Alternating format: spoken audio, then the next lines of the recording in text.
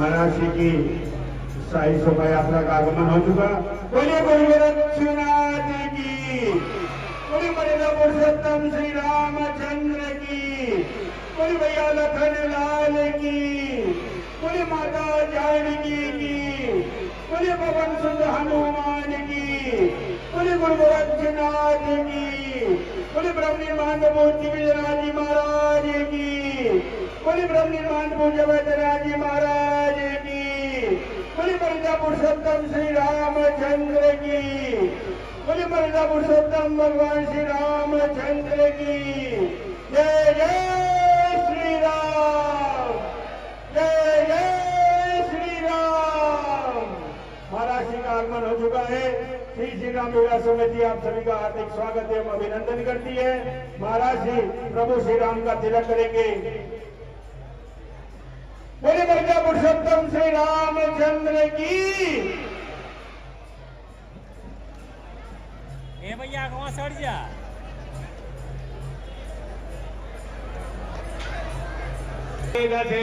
रघुनाथाय नाथाय सीताय पतये नमः। रामतवो वनादिगम हत्वा मृगं काञ्चनं वैदेही मरणं सुग्रीवं भाषणं बाले निग्रहणं समुद्रतरणं लंकापुरीदाहनं कुंभकर्णहननम् एतद्धि रामायणं श्रीराम राम रघुनंदन राम राम श्रीराम राम भरताग्रज राम राम श्रीराम राम रणकरकश राम राम श्रीराम राम शरणं भव राम राम श्रीरामचंद्र चरणौ मनसा स्मरामि श्रीरामचंद्र चरणौ वचसा गृह्णामि श्रीरामचंद्र चरणौ शिरसा नमामि श्रीरामचंद्र चरणौ शरणं प्रपद्ये। माता रामो मत्पिता रामचंद्र स्वामी रामो मत्सखा रामचंद्र सर्वस्व रामचंद्रो दयाधर्नान्यज्ञाने नैव जाने न जाने दक्षिणे लक्ष्मणो यस्य वामे च जनकात्मजा पुरतो मारुतिर्यस्य तं वन्दे रघुनन्दनं लोकाभिरामं रणरङ्गधीरं राजीवनेत्रं रघुवंशनाथं कारुण्यरूपं करुणाकरन्दं श्रीरामचन्द्रं शरणं प्रपद्ये। मनोजवं मारुततुल्यवेगं जितेन्द्रियं वरिष्ठं वातात्मजं वानरयूथमुख्यं श्रीरामदूतं शरणं प्रपद्ये। कूजन्तं राम रामेति मधुरं मधुराक्षरम् आरुह्य कविताशाखां वन्दे वाल्मीकिकोकिलाम् आपदामपहर्तारं दातारं सर्वसम्पदां लोकाभिरामं श्रीरामं भूयो भूयो नमाम्यहम्। भर्जनं भवबीजानां मर्जनं सुखसम्पदां गर्जनं यमदूतानां राम रामेति गर्जनं रामो राजवरिः सदा विजयते रामं रमेशं भजे। रामेणाभियता निशाचरजमु रामाय तस्मै नमः। रामान्नास्ति परायणं वरदरं रामस्य दासोऽस्म्यहम्। रामे चित्तलयः सदा भवतु मे भो राम मामुद्धर। श्रीराम राम रामेति रमे रामे मनोरमे सहस्रनाम तत्तुल्यं श्रीराम नाम वरानने। ओम एरग्गु हवेः प्रजननं मे अस्तु दशवीरग्गु सर्वकालग्गु समस्ताये आत्मधानि प्रजासानि पशुजानि लोकाजानि भायजानि अग्नेः प्रजां बहुलां मे करोत्वन्नं वायो रेतो अस्मासु अग्निर्ज्योतिर्ज्योतिरग्नेः स्वाहा सूर्योज्योतिर्ज्योतिः सूर्यः स्वाहा अग्निर्वर्ज्योतिर्वर्चः स्वाहा सूर्यो वर्ज्योतिर्वर्चः स्वाहा ज्योतिः सूर्यः सूर्योज्योतिः स्वाहा। हस्ते पुष्पाण्यादाय श्रीराम राम रघुनंदन राम राम श्रीराम राम भरताग्रज राम राम श्रीराम राम रणकरकश राम राम श्रीराम राम शरणं भव राम राम। श्रीरामचंद्र चरणौ मनसा स्मरामि श्रीरामचंद्र चरणौ वचसा गृह्णामि श्रीरामचंद्र चरणौ शिरसा नमामि श्रीरामचंद्र चरणौ शरणं प्रपद्ये। बहुत बहुत धन्यवाद महाराज जी। अपना संपन्न तुरंत कराइए, माला ले आइए, माला लेके आए कृपया। महाराज जी का माल्यार्पण कराएं।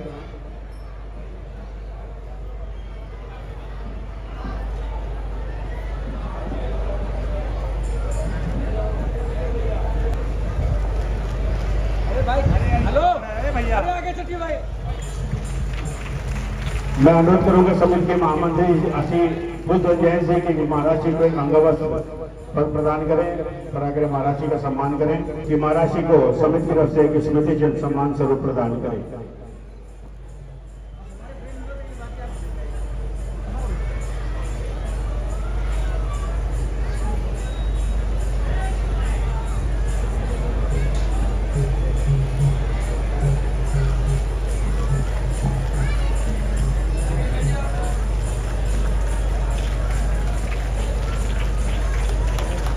मैं मुरादाबाद से आए पंकज अग्रवाल दर्पण जी से अनुरोध करूंगा कृपया आए और महाराज जी को स्मृति चिन्ह प्रदान करें। पंकज जी शीघ्रता से आए। मैं अनुरोध करूंगा समिति के महामंत्री आदरणीय पुष्पन जैन जी से कृपया आए और महाराज जी का स्वागत करें। आदरणीय पुष्पन जैन जी।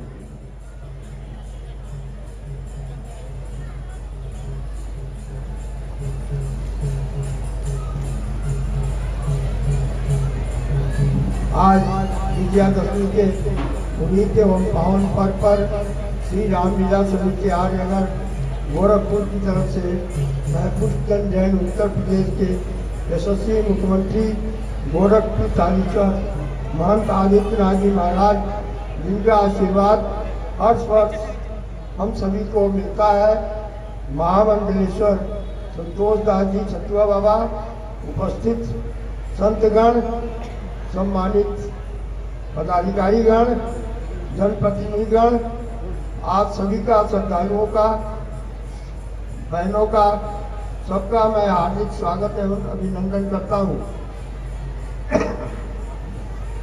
श्री रामलीला समिति आर्यनगर 108 वर्षों से यहाँ रामलीला का आयोजन लगातार करते आ रही है। प्रतिवर्ष विजयादशमी को परम पूज्य पीठाधीश्वर महाराज जी का आशीर्वाद हमें प्राप्त होता है। आप इस मंच का जो भव्य रूप दिख रहा है, यह सब पूज्य महाराज जी के कृपा से ही संभव हो पाया है। मैं पुनः परम पूज्य महाराज जी का स्वागत, अभिनंदन, वंदन करता हूँ। इस वर्ष मुरादाबाद के से पंकज जी दर्पण के निर्देशन में रामलीला मंडली का कार्यक्रम जीवंत हुआ है। आप सभी का आशीर्वाद हम सबको सदैव प्राप्त होता रहे और इसी की शुभकामना के साथ आज पुनः यहाँ पर पंडाल में आए हुए सभी श्रद्धालु भक्तों का, सभी माता बहनों का मैं विजयादशमी के शुभ अवसर पर एक बार हाथ जोड़ करके प्रार्थना करता हूँ, विनती करता हूँ कि आपका आशीर्वाद इसी तरह सदैव प्राप्त होता रहे। एक बार महाराज जी के चरणों में पुनः वंदन करते हुए और महाराज जी से यही प्रार्थना है कि आपका आशीर्वाद हम सबको सदैव मिलता रहे। जय श्री राम। बहुत बहुत धन्यवाद आदरणीय महामंत्री महोदय। अब मैं अनुरोध करूंगा प्रभु महाराज जी से कि विजयादशमी के शुभ अवसर पर हम सबको अपने आशीर्वादों से अभिषेचित करें।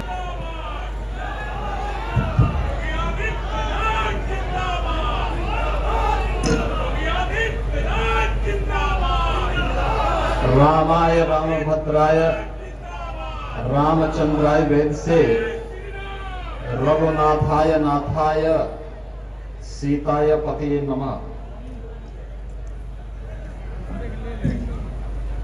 भारत माता की, भारत माता की, भारत माता की, सत्य सनातन धर्म की, सत्य सनातन धर्म की, गौ माता की, गौ माता की, गंगा माता की, गंगा माता की, सियावर रामचंद्र भगवान की। सियावर रामचंद्र भगवान की, माता जानकी की, माता जानकी की।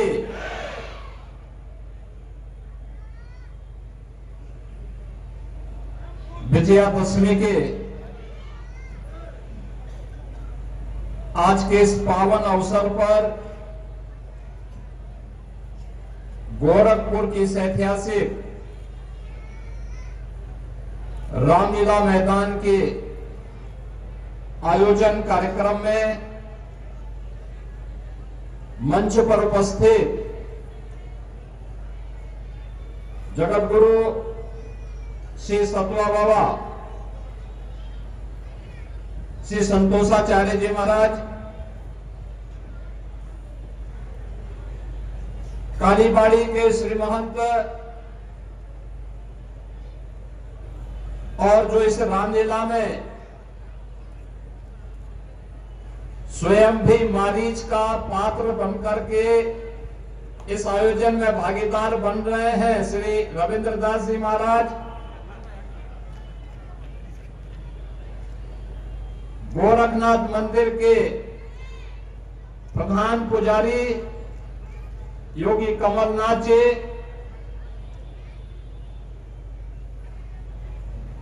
गोरखपुर के लोकप्रिय सांसद और जिन्हें इस रामलीला में कोई पात्र नहीं मिल पाया, श्री रवि किशन जी, महापौर डॉक्टर मंगलेश श्रीवास्तव जी, भारतीय जनता पार्टी के प्रदेश के उपाध्यक्ष और विधान परिषद सदस्य डॉक्टर धर्मेंद्र सिंह जी, हमारे विधायकगण श्री विपिन सिंह जी, श्री प्रदीप शुक्ला जी, आर्यनगर रामलीला समिति के महामंत्री श्री पुष्पदंत जैन जी, उपमंत्री श्री दीप अग्रवाल जी, राजीव रंजन अग्रवाल जी, कीर्ति रमन दास जी, कोषाध्यक्ष मनीष अग्रवाल जी, भारतीय जनता पार्टी के महानगर के संयोजक श्री राजेश गुप्ता जी, पार्षद शाश्वत अग्रवाल जी, अनुराग गुप्ता जी, विकास जालान जी, सुधीर जैन जी, महेश पोद्दार जी, और आज के इस रामलीला आयोजन के इस कार्यक्रम में आयोजन समिति के सभी पदाधिकारीगण, सभी संतजन और भारी संख्या में उपस्थित इस ऐतिहासिक रामलीला मैदान में सभी श्रद्धालु भक्तजन और उपस्थित बहनों और भाइयों, सनातन धर्म का पावन पर्व आज विजयादशमी है। हजारों हजार वर्ष पूर्व अधर्म, अन्याय और अत्याचार के पर्याय रावण पर विजय प्राप्त करके मर्यादा पुरुषोत्तम भगवान श्री राम ने जिस राम राज्य की स्थापना का शंखनाद किया था, वह धर्म, सत्य, न्याय पर आधारित एक ऐसी व्यवस्था थी जो हर देश, हर काल और हर परिस्थिति पर सदैव सही और अक्षरशः सही बैठती है। सनातन धर्मावलंबी प्रभु श्री राम के इस उपकार के प्रति कृतज्ञता ज्ञापित करने के लिए प्रतिवर्ष बुराई के प्रतीक, अधर्म के प्रतीक रावण का पुतला दहन करता है। मर्यादा पुरुषोत्तम भगवान श्री राम का अभिनंदन करके, उनकी जय जयकार करके, श्री विष्णु के ईश्वरीय अवतार के रूप में उनका वंदन करता है, अभिनंदन करता है और उन्हें अपने जीवन की प्रेरणा मान करके आने वाले पीढ़ी के लिए मर्यादा पुरुषोत्तम भगवान श्री राम के आदर्श को उनके सामने रखता है। याद करिए, जब महर्षि वाल्मीकि को भी अपने योग्य पात्र को ढूंढना था तो उन्होंने नारद ऋषि से यही प्रश्न किया कि वह कौन हो सकता है, कौन चरित्र है जिस पर मेरी लेखनी चले, कौन वह चरित्रवान व्यक्ति है, कौन वह व्यक्तित्व है जिस पर मेरी लेखनी चल करके अपने आप को कृतार्थ महसूस करे और आम जन के लिए वह एक प्रेरणा बन सके, एक ऐसी कालजयी मौलिक कृति में देना चाहता हूं जो आने वाली पीढ़ी को युगों युगों तक अपना मार्गदर्शन देती रहे। और उसका उत्तर उन्हें स्वयं ही मिल गया जब उन्होंने अपनी ही लेखनी से लिखा कि रामो विग्रहवान धर्म, यानी राम साक्षात धर्म है, राम ही धर्म है, जो जो धर्म का आग्रह है वह सब राम में मौजूद है। और इसीलिए सनातन धर्मावलंबियों ने मर्यादा पुरुषोत्तम प्रभु श्री राम को श्री विष्णु के एक अवतार के रूप में मान्यता दे करके अपने जीवन में, अपने रोम रोम में, अपने हर श्वास में राम को अंगीकार किया। यह हर व्यक्ति जानता है, राम पर आधारित जब 1990 के दशक में एक धारावाहिक बना और उस समय के एक लोकप्रिय निर्माता निर्देशक श्री रामानंद सागर ने जब इस कार्यक्रम को आगे बढ़ाया तो उससे पहले स्वयं स्वर्गीय श्री रामानंद सागर ने भी नहीं सोचा होगा कि यह सफलता की ऊंचाइयों पर पहुंचेगा। आप अनुमान करिए, जब टेलीविजन नहीं थे, संचार के माध्यम इतने सशक्त नहीं थे, तब दूरदर्शन पर रामायण सीरियल देश और दुनिया के अंदर देखने वालों की जो रीच थी वह 66 करोड़ से अधिक थी। 66 करोड़ से अधिक। अनुमान करिए, आज तक इतना लोकप्रिय धारावाहिक कभी नहीं हुआ, कभी नहीं हुआ। यानी हर भारतीय घर में हर भारतीय ने राम के जीवन को अपने जीवन के साथ जोड़ करके ये मान लिया कि राम की जो कथा है, ये कथा हम सब के लिए प्रेरणा है, हम सब के लिए एक आदर्श है। परिवार का परिवार सारा कार्य छोड़ करके रामायण सीरियल देखने के लिए बैठता था। और ये तो मैं 30 वर्ष पुरानी उस घटना का उल्लेख कर रहा हूं, 35 वर्ष पुरानी घटना का उल्लेख कर रहा हूं।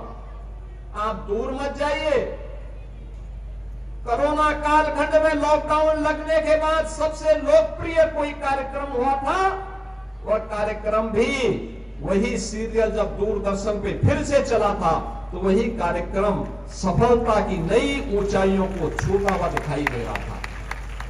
यानी 30 वर्ष के बाद भी रामायण के बारे में आम भारतीय के मन में वही आस्था, वही विचार था। और आज आपका ये जनसैलाब इस बात की गवाही दे रहा है आपकी उपस्थिति इस बात की गवाही दे रही है कि हर वर्ष आप रामलीला का आयोजन इस मंच पर देखते हैं और तब भी आते हैं क्योंकि राम कुछ न कुछ ऐसी मौलिक देन हर एक संवाद में हमें मिली जाती है जो हमारे जीवन में परिवर्तन का कारण बनती है। बहन और भाइयों, भगवान राम और भगवान कृष्ण के बारे में हम सबके मन में जो श्रद्धा है, यही तो श्रद्धा हम सबको आगे बढ़ने और विपरीत परिस्थितियों में कार्य करने के लिए एक नई शक्ति देती है, एक नई ऊर्जा देती है। और यही ऊर्जा हम सबकी ऊर्जा है, यही सनातन धर्म की ताकत है। हम सबको इस बारे में ध्यान रखना होगा। सनातन धर्म पर उस समय भी खतरा था जब स्वयं श्री विष्णु का अवतार प्रभु राम के रूप में इस धराधाम पर अवतरित हुए थे। उस समय भी रावण और उसके राक्षस इस पूरे भारत में जहां तहां आतंक फैला करके कहीं ताड़का, मारीच और सुबह के रूप में,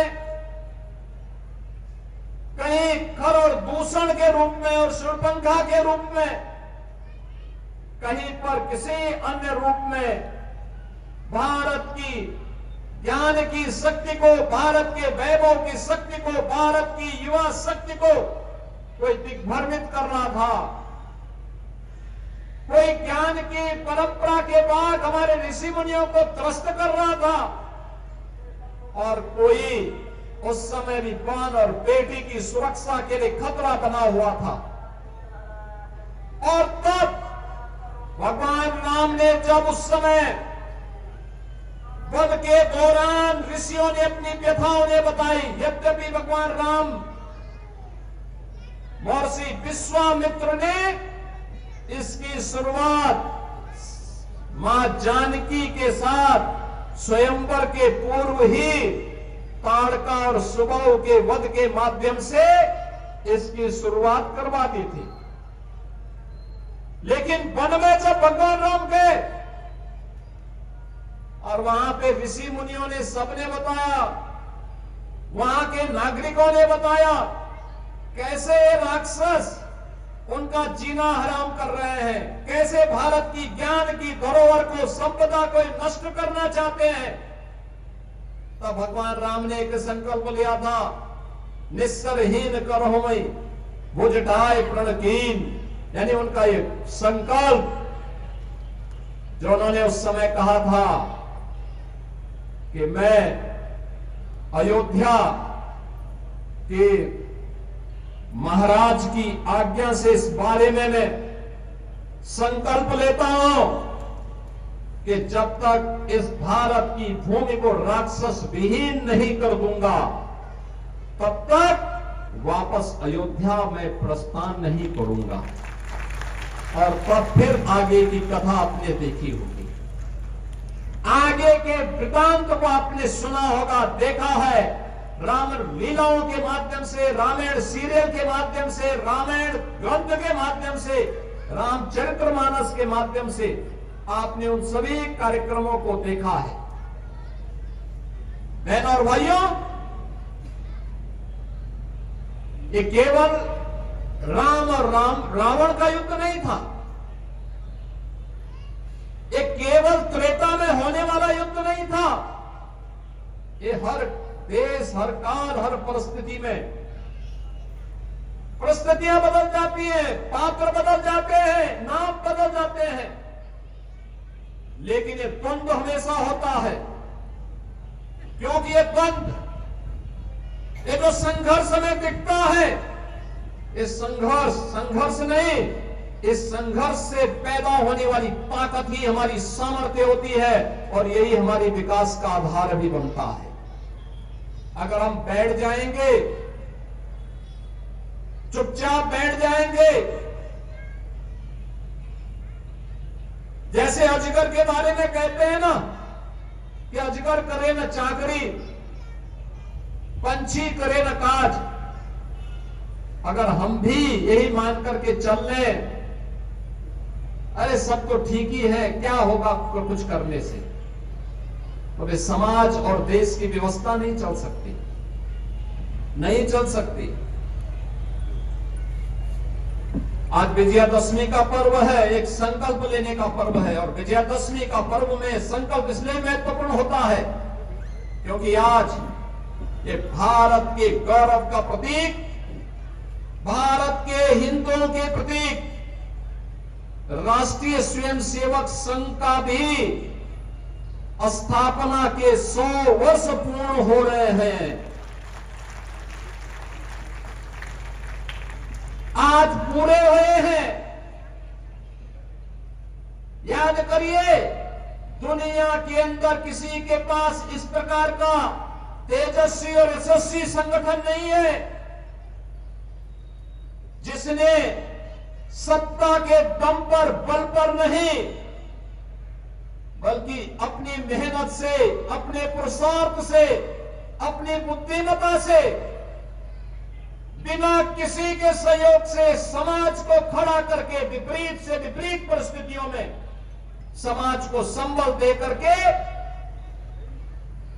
देश के अंदर जहां भारत के मूल्यों की रक्षा करने के लिए जो कार्य कभी सरकारों को करना चाहिए था, जब सरकारें विफल हुई, उस समय की सरकारें नहीं कर पाई, वह कार्य राष्ट्रीय स्वयंसेवक संघ ने करके दिखाया था।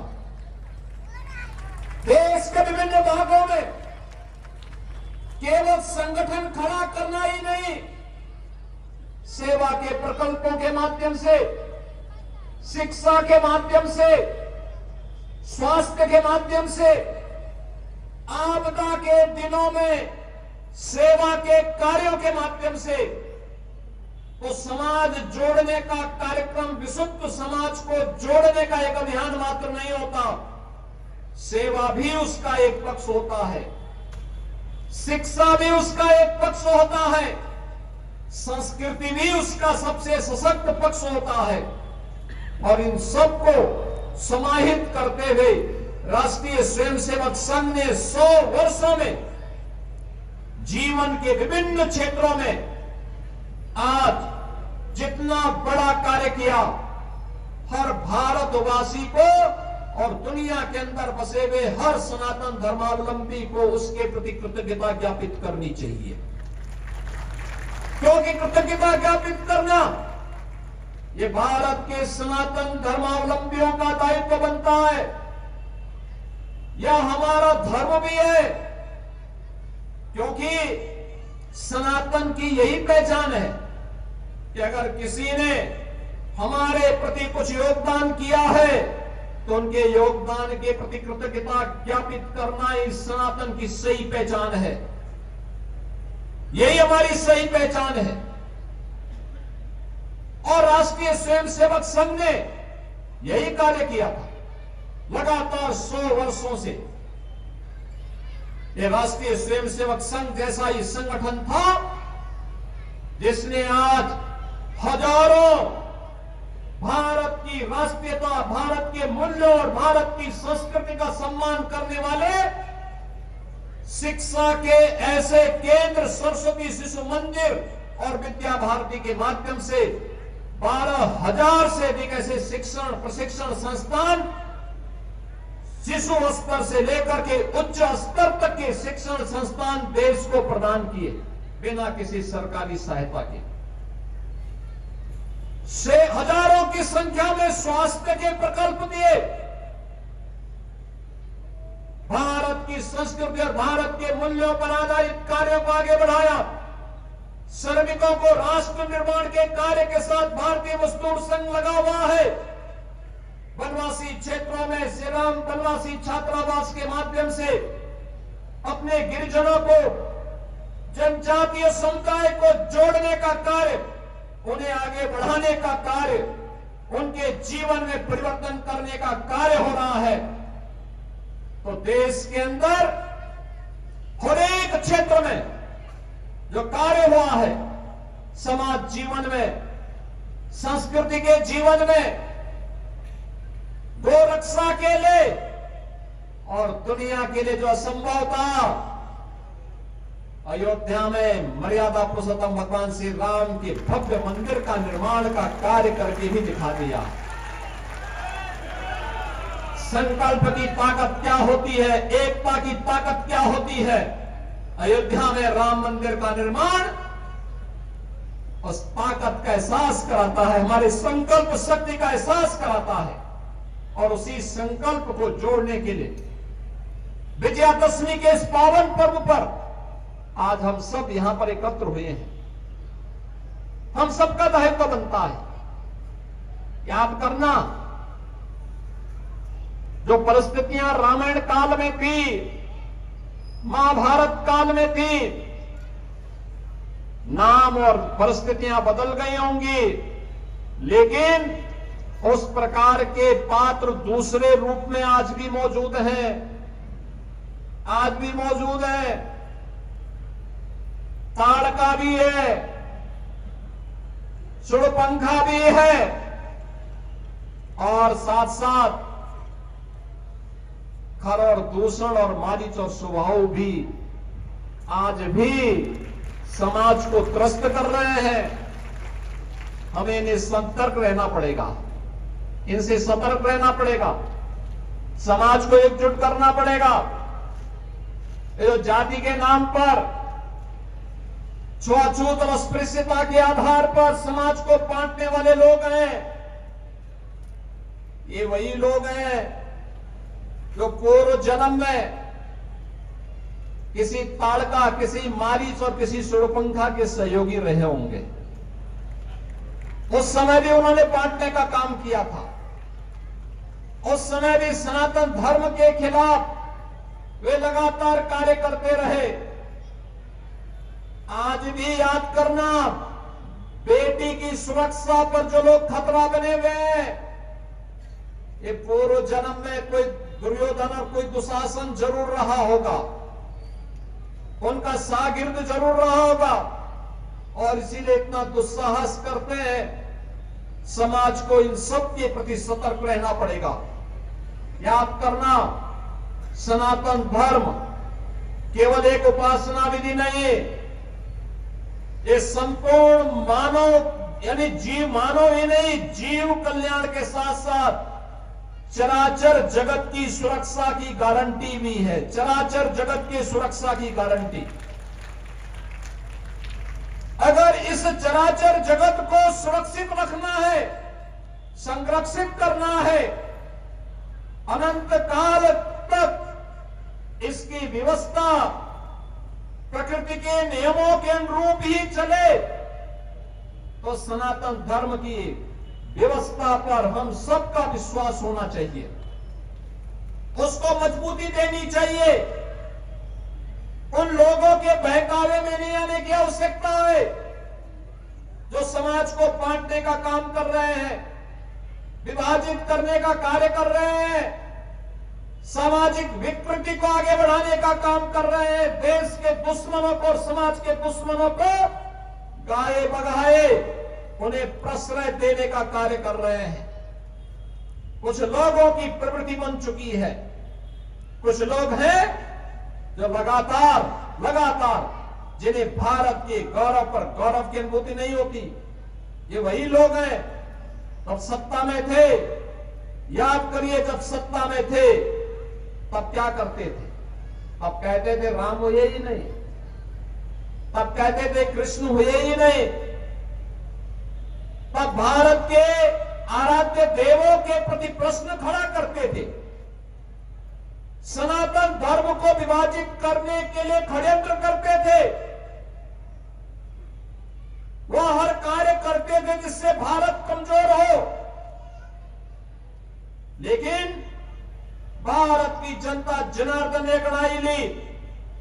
पिछले 11 वर्षों में भारत के विकास की इस यात्रा को हर भारतवासी देख रहा है।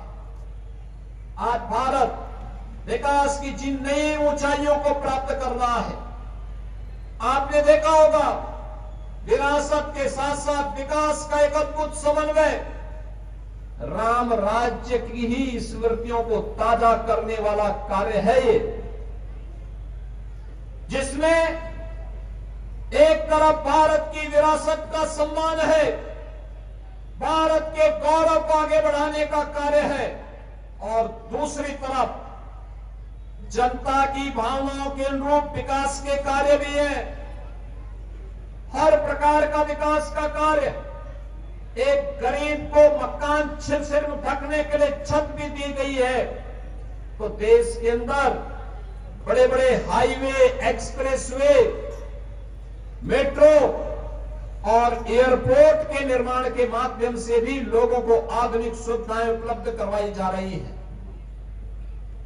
भारत को आगे बढ़ाने का जो कार्य पिछले 11 वर्षों में प्रधानमंत्री मोदी जी के नेतृत्व में हुआ है, वो अद्भुत है, अभिनंदनीय है।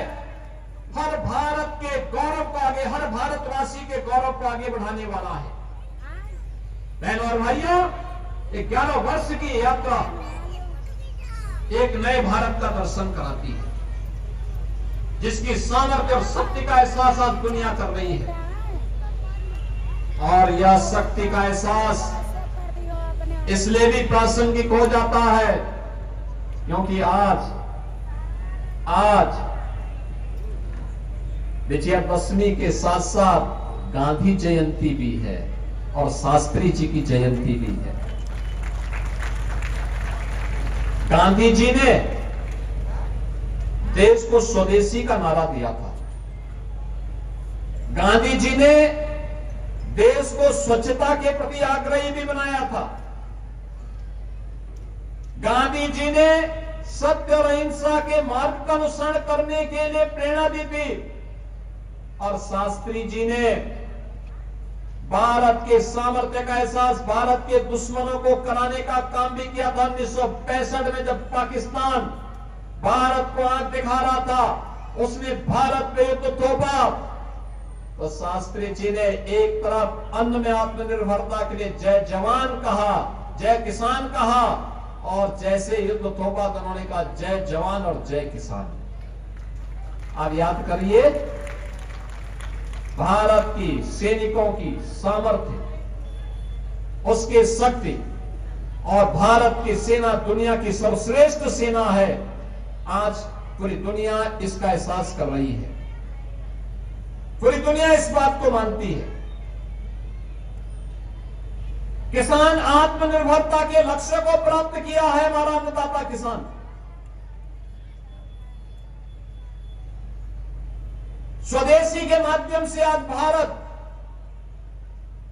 मेड इन इंडिया के प्रोडक्ट के माध्यम से वैश्विक मार्केट में छाता हुआ दिखाई दे रहा है। जब भारत का हर एक क्षेत्र में भारत की ताकत हम सबको देखने को मिल रही है, तब विजयादशमी के इस पर्व पे हम सबका भी संकल्प होना चाहिए कि हम स्वदेशी अपनाएंगे और स्वदेशी को ही अपने घर में लेकर के आएंगे। याद करना, जो हमारे कारीगरों ने बनाया है, जो हमारे हस्तशिल्पियों ने, हमारे श्रमिकों ने जहां पे मेहनत की है, उस पर भी हम अपने पैसा खर्च करेंगे, क्योंकि वह पैसा हमारे श्रमिकों के पास जाएगा, हमारे कारीगरों के पास जाएगा, हमारे हस्तशिल्पियों के पास जाएगा, हमारे श्रमिकों के पास, हमारे इंजीनियरों के पास, हमारे कारीगर और हस्तशिल्पी और श्रमिकों के पास जाने वाला यह पैसा भारत का विकास करेगा, उत्तर प्रदेश को अग्रणी अर्थव्यवस्था के रूप में स्थापित करेगा। लेकिन अगर हम विदेशी सामान खरीदते हैं, याद करना, विदेशी पैसे को जो हम खरीदते हैं, विदेशी सामान पे जो पैसा खर्च करते हैं, उसका मुनाफा विदेशों में जाता है, और वही पैसा फिर भारत के खिलाफ लव जिहाद में, धर्मांतरण में, नक्सलवाद में, आतंकवाद में, उग्रवाद में और भारत के खिलाफ षड्यंत्र करने में दुरुपयोग होता है। हमारा ही पैसा हमारे ही खिलाफ इस्तेमाल होता है। हमें अपना पैसा अपने खिलाफ इस्तेमाल नहीं करने देना चाहिए। यही बुद्धिमत्ता है, यही बुद्धिमत्ता है। स्वदेशी को हम अपनाएं। हमारे श्रमिकों के सामर्थ्य से जो भी बना है उस ब्रांड को ही खरीदें, उसी को अपने जीवन में लें, उसी को शादी ब्याह के मौके पर दें, उसी को हम किसी को गिफ्ट भी दें। हम बहकावे में न आए, विदेशों के पीछे न जाएं। और इसी के लिए तो प्रधानमंत्री मोदी जी ने कहा था, जब देश अपनी आजादी का अमृत महोत्सव मना रहा था, तब उन्होंने कहा था कि भारत को विकसित भारत बनाने के लिए शताब्दी संकल्प के कार्यक्रम के साथ जुड़ना चाहिए। ये शताब्दी संकल्प क्या है? जब ये देश अपनी आजादी के 100 वर्ष पूरा करेगा, वही हमारा शताब्दी संकल्प है। 2047 भारत की आजादी के 100 वर्ष पूरे होंगे। कैसा भारत चाहिए, कैसा उत्तर प्रदेश चाहिए और कैसा गोरखपुर चाहिए? क्या आप गोरखपुर वही पसंद करेंगे जब मच्छर और माफिया गोरखपुर को त्रस्त करते थे, पहचान का संकट था? या गोरखपुर वह जो आज है और आगे बढ़ता जा रहा है? ये गोरखपुर, जिस गोरखपुर में मच्छर और माफिया की समस्या का समाधान हुआ, इंसेफ्लाइटिस की बीमारी, इसका समाधान है वो उत्तर प्रदेश। क्या उत्तर प्रदेश के वासी इस उत्तर प्रदेश को चाहेंगे जो दंगाग्रस्त था, बीमारू था, गुंडागिर्दी चरम पर थी, बेटी और व्यापारी सुरक्षित नहीं था, आम राहगीर सुरक्षित नहीं था? ये पर्व और त्योहार जितने उत्साह और उमंग के साथ आज हम आयोजित कर रहे हैं, मना रहे हैं, आज से 8 साल पहले इसकी कल्पना भी लोगों के लिए अपने आप में एक सपना था। लेकिन आज ये सपना नहीं, आज ये हकीकत है। उत्तर प्रदेश अब बीमारू नहीं, भारत के विकास का ग्रोथ इंजन बनकर के भारत आगे बढ़ रहा है। एक नया उत्तर प्रदेश आगे बढ़ रहा है, देश की अर्थव्यवस्था में अग्रणी भूमिका के साथ आगे बढ़ रहा है। और भारत भी वह जो दुनिया का पिछला को नहीं, बल्कि दुनिया को अपने पीछे चलने के लिए मजबूर कर दे।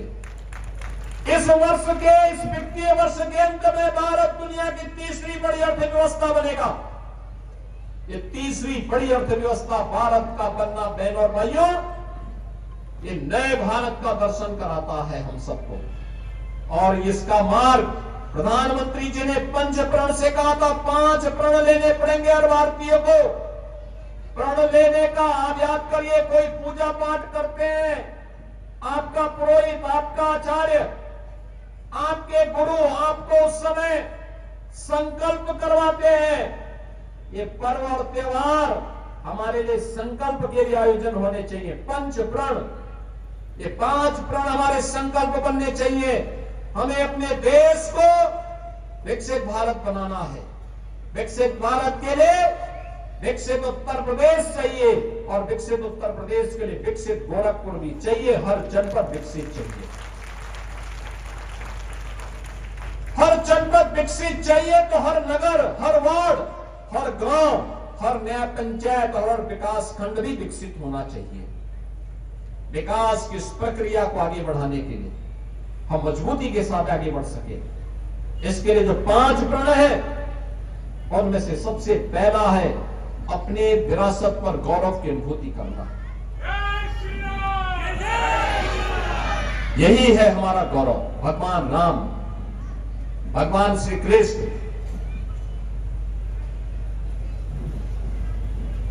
शिव शंकर भोलेनाथ, हर हर बम बम, जगत जननी मां भगवती, जिनका अनुष्ठान अभी शारदीय नवरात्रि में 9 दिनों तक उत्साह और उमंग के साथ पूरे देश के अंदर देखने को मिला। यही है हमारी विरासत। अयोध्या में राम जन्मभूमि, काशी में भगवान विश्वनाथ का धाम, मथुरा में श्री कृष्ण जन्मभूमि, विंध्याचल में मां विंध्यवासिनी, बलरामपुर में मां पाटेश्वरी, सहारनपुर में मां शाकंभरी और सीतापुर में मां ललिता देवी का धाम। नेमी सारण्य हो या सुखतीर्थ, ये सब हमारी विरासत के प्रतीक है। यही हमारी विरासत है। इस विरासत पर गौरव की अनुभूति और ना हर भारतीय के मन में श्रद्धा का भाव हो। गुलामी की मानसिकता को त्यागना। गुलामी की मानसिकता होती है जब व्यक्ति कहता साहब हम कैसे करेंगे, ये कैसे हो जाएगा, कैसे का मतलब क्या, ये हो जाएगा, ये संकल्प होना चाहिए। वैसे ही जैसे अयोध्या में राम मंदिर के लिए संकल्प था, रामलला हम आएंगे, मंदिर वहीं बनाएंगे, मंदिर बन गया ना। जो लोग कहते थे क्या बना लोगे, हम कहते थे बनाएंगे। आज वे कहते हैं कि साहब राम तो हमारे भी है, हम कहते थे तो राम तो सभी के हैं, लेकिन उस समय कहां थे जब तुम कहते थे राम तो एक मिथक है। ये वही लोग हैं, ये गुलामी की मानसिकता में जीने वाले लोग हैं, स्वयं तो उत्साहित हैं, परास्त हैं, समाज को भी अपनी नकारात्मकता के कारण परास्त करते हैं। नकारात्मकता हमें नहीं आने देनी है। ये नकारात्मकता हमारे जीवन में कहीं ना आने पाए, ये हम सबको ध्यान में रखना होगा और उस बात को ध्यान में रख करके हमें कार्य करना होगा। और उसके लिए अभी से मजबूती के साथ जुड़ना। गुलामी की मानसिकता कहीं भी, भाषा हो, भेष हो, वेशभूषा हो, खान पान हो, वस्तुएं हो, कोई भी सामान हो, सब स्वदेशी हो, विदेशी दास्ता के प्रतीक नहीं होने चाहिए। और अपने सैनिकों के प्रति, मिलिट्री, पैरामिलिट्री, पुलिस के उन जवानों के प्रति जो विपरीत परिस्थितियों में अपनी जान पर खेल करके देश की सुरक्षा करते हैं, वे जब रात भर -डिग्री टेम्परेचर में ड्यूटी करते हैं तब हम चैन की नींद सोते हैं। जब वो देश के दुश्मन को ठिकाना लगाते हैं तब हम चैन की नींद सोते हैं। अपने सैनिकों के प्रति गौरव की अनुभूति करना, वो अपनी वर्दीधारी फौज के प्रति सम्मान का भाव रखना, ये तीसरा संकल्प है। जहां कहीं भी शहीद स्मारक है वहां जाएं, सैनिक के जन्म तिथि पर, उनकी पुण्यतिथि पर, उनके बलिदान दिवस पर वहां साफ सफाई करके पुष्पांजलि करना, ये कृतज्ञता ज्ञापित करने का धर्म हमारा होना चाहिए। चौथा है सामाजिक एकता के लिए कार्य करना। ये तो जाति के नाम पर बांट रहे हैं, क्षेत्र के नाम पर बांट रहे हैं, छुआछूत और अस्पृश्यता के आधार पर सामाजिक खाई को चौड़ा कर रहे हैं, महापुरुषों के प्रति अपमानजनक टिप्पणी करके समाज में गलत और फेक अकाउंट बना करके समाज को गुमराह करने का कार्य कर रहे हैं। प्राकांतर में ये सभी समाज के दुश्मन हैं, देशद्रोह का कार्य कर रहे हैं। हमें सामाजिक एकता के लिए कार्य करना है, समाज को जोड़ना है। जाति पाति पूछे नहीं कोई, हरि को भजे सो हरि का होई। इस संकल्प को अपने जीवन में अंगीकार करते हुए हम सबको आगे बढ़ना होगा। यह हमारे जीवन का संकल्प होना चाहिए। और पांचवा और अंतिम संकल्प होना चाहिए, अंतिम प्रण होना चाहिए, नागरिक कर्तव्य। जो जिस क्षेत्र में है उस क्षेत्र में अपने कर्तव्यों का हम पालन करेंगे। विद्यार्थी है, अपनी पढ़ाई अच्छा करें, इनोवेशन पर, रिसर्च पर ध्यान दें, अपनी पढ़ाई को अपने स्थानीय परिस्थितियों के साथ जोड़ने का कार्य करे। शिक्षक अपने शिक्षक धर्म का पालन करे, व्यापारी अपने व्यापारी धर्म का पालन करे, श्रमिक अपने श्रमिक धर्म का पालन करे। समाज जीवन से जुड़े हुए अलग अलग पक्ष में जो व्यक्ति जहां कार्य कर रहा है उस व्यक्ति को अपने अपने जीवन में कार्य करेगा तो पंच प्रण भारत को दुनिया की सबसे बड़ी ताकत बनाने से कोई रोक नहीं सकता है। और विजयादशमी के अवसर पर हम सबको विकसित भारत के संकल्प के साथ अपने आप को जोड़ने के इस कार्यक्रम के साथ आगे बढ़ना होगा। बहनों और भाइयों, हमें समाज तोड़क, समाज के दुश्मन उन लोगों से सावधान होना होगा जो लगातार सामाजिक खाई को तोड़फोड़ करने का कार्य कर रहे हैं, सामाजिक खाई को चौड़ा करने का कार्य कर रहे हैं। और हमें उन लोगों से भी जिनको शांति और सौहार्द पसंद नहीं है, उनसे भी सतर्क रहना होगा। याद रखना, उत्तर प्रदेश में हमने एंटी कन्वर्जन बिल भी बनाया है, धर्मांतरण विरोधी बिल भी है और लव जिहाद के खिलाफ भी हमारा एक विधेयक पास हुआ है। जो भी इसमें लिप्त पाया जाएगा, सख्ती के साथ उससे निपटने का काम करने का प्रयास हम लोग कर रहे हैं। लेकिन समाज को भी इसके लिए जागरूक होना पड़ेगा, समाज को भी इसके लिए इकट्ठा होना पड़ेगा। हम सब एकजुट होकर के कार्य करेंगे तो दुनिया की कोई ताकत आपका बाल बांका नहीं कर पाएगी। आप सुरक्षित रहेंगे, उत्साह और उमंग के साथ अनंत काल तक आपको इन पर्व और त्योहारों के साथ जुड़ने का अवसर प्राप्त होगा। और जुड़ने का यह आनंद आने वाली पीढ़ी के लिए अगर अच्छा भविष्य देंगे, आने वाली पीढ़ी आपके प्रति कृतज्ञता ज्ञापित करेगी। आज के इस अवसर पर जब हम इस आयोजन के साथ जुड़े हैं, मुझे आर्यनगर रामलीला समिति के अध्यक्ष रहे स्वर्गीय रेवती रमण दास जी की भी दिवंगत होने पर मैं उन्हें विनम्र श्रद्धांजलि अर्पित करता हूं। आप याद करिए, राजा बाबू यहां पर हर वर्ष रहते थे, इस वर्ष उनकी कमी को हम देख रहे हैं। उस उम्र में भी वे आते थे, रामलीला के आयोजन में भागीदार बनते थे। और मैं चाहूंगा कि यहाँ की रामलीला समिति शीघ्र अपना अध्यक्ष बना करके इस कार्यक्रम को अच्छे ढंग से आने वाली पीढ़ी के लिए बनाए रखेगी, क्योंकि अब ये धरोहर हो चुकी है। और रामलीला का आयोजन तो साल में एक बार होता है, लेकिन हमारा प्रयास होना चाहिए साल भर के होने वाले कार्यक्रमों के साथ साथ समय समय पर भगवान राम और भगवान कृष्ण से जुड़े हुए विभिन्न जीवन प्रसंगों को लेकर के कार्यक्रम समय समय पर होने चाहिए।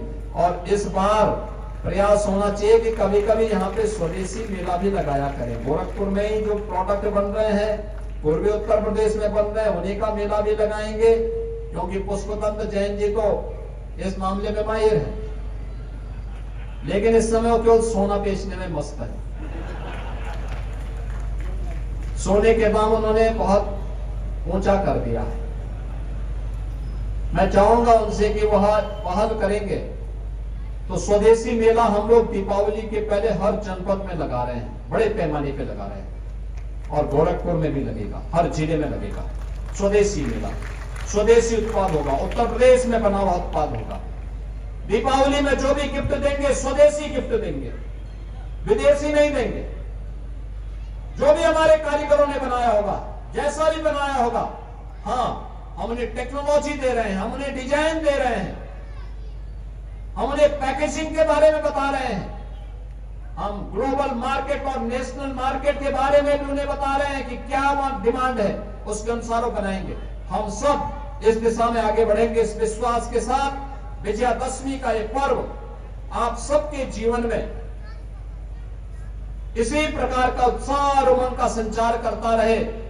आप सबके प्रति मेरी यह मंगलमय शुभकामना है। मैं प्रभु श्री राम के श्री चरणों में, मां जानकी के श्री चरणों में, बजरंग बली के श्री चरणों में यही प्रार्थना करता हूं कि उनकी कृपा इस समाज पर बनी रहे और उनकी कृपा के बल पर हम इतने सामर्थ्यशाली बने कि हर समाज विरोधी और राष्ट्र विरोधी गतिविधि को तोड़ जवाब देते हुए अपनी विकास की इस प्रक्रिया को तीव्र गति से आगे बढ़ा पाएंगे। इस विश्वास के साथ आप सबके प्रति मेरी मंगलमय शुभकामनाएं हैं। आप सब मेरे साथ बोलेंगे, बोलो सियावर रामचंद्र भगवान की,